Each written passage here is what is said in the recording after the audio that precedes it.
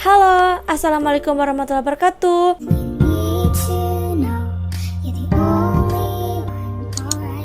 Perkenalkan, nama saya Sofia Trikurnia. Saya dari Prodi S1 Kesehatan Masyarakat semester 6. Di video kali ini, saya mendapatkan tugas dari kampus untuk menyampaikan sedikit pengetahuan saya tentang COVID-19 atau yang biasa kita kenal dengan coronavirus. Apa itu coronavirus? Yaitu adalah jenis penyakit baru yang menular ke manusia.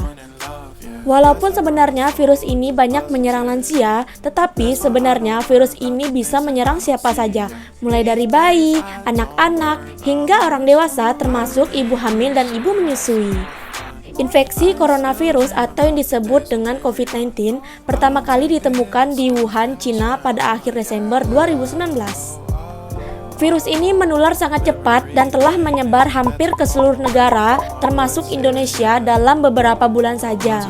Hal tersebut menyebabkan beberapa negara menerapkan kebijakan untuk memberlakukan lockdown dalam rangka mencegah penyebaran coronavirus. Di Indonesia sendiri, diberlakukan kebijakan pembatasan sosial berskala besar atau disingkat dengan PSBB untuk menekan penyebaran virus ini. Dan yang kita ketahui, tingkat kematian disebabkan oleh coronavirus atau COVID-19 ini cukup tinggi pada beberapa waktu yang lalu. Secara umum, ada 3 gejala umum yang menandakan bahwa seseorang itu terinfeksi coronavirus, yaitu yang pertama demam atau suhu tubuh di atas 38 derajat Celcius, dan yang kedua batuk kering, yang ketiga sesak nafas. Dan ada beberapa gejala lain yang juga bisa muncul pada infeksi coronavirus meskipun jarang, yaitu yang pertama ada diare, sakit kepala, konjungtivitis, hilangnya kemampuan mengecap rasa dan mencium bau, serta timbulnya ruam di kulit. Gejala-gejala COVID-19 ini umumnya muncul dalam waktu 2 hari sampai 2 minggu setelah penderita terpapar coronavirus. Infeksi coronavirus atau COVID-19 disebabkan oleh coronavirus, yaitu kelompok virus yang menginfeksi saluran pernapasan. Pada sebagian besar kasus, coronavirus hanya menyebabkan infeksi saluran pernapasan ringan hingga sedang seperti flu.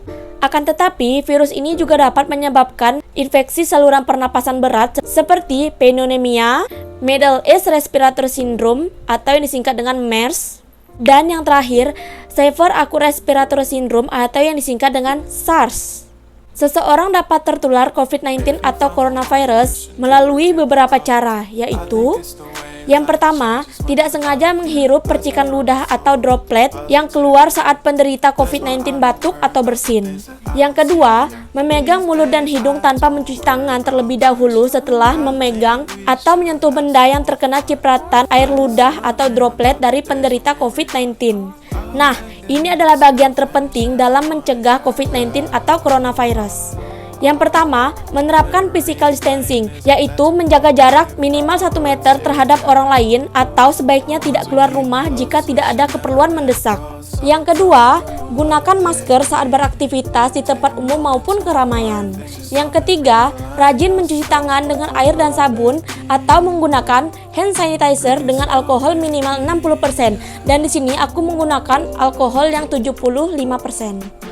Yang keempat, jangan menyentuh mata, hidung, dan mulut sebelum kita mencuci tangan. Yang kelima, tingkatkan daya tahan tubuh seperti mengkonsumsi makan makanan yang bergizi, olahraga, beristirahat yang cukup, dan mencegah stres. Yang keenam, hindari kontak dengan penderita COVID-19 atau coronavirus, orang yang dicurigai positif terinfeksi coronavirus, atau orang yang sedang sakit demam, batuk, dan pilek. Yang ketujuh, tutup hidung dan mulut saat batuk dan bersin menggunakan tisu, kemudian buang tisu ke tempat sampah.